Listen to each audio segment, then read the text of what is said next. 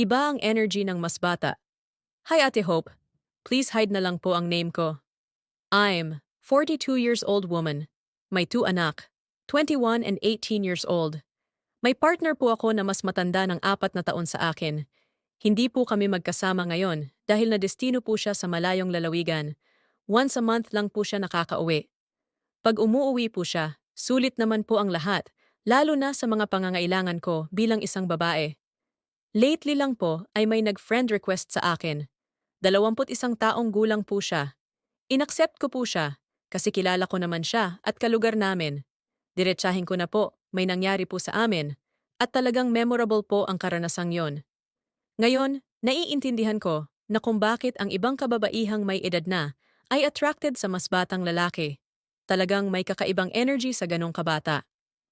Well anyway, isang beses lang po yon. Pagkatapos nun ay binlock ko po siya. Mahal ko ang partner ko, pero hindi ko pinagsisisihan ang nangyari kasi masaya ako sa karanasang iyon. Magaling naman po ang partner ko sa aspetong iyon, pero siguro iba lang talaga ang energy ng mas bata.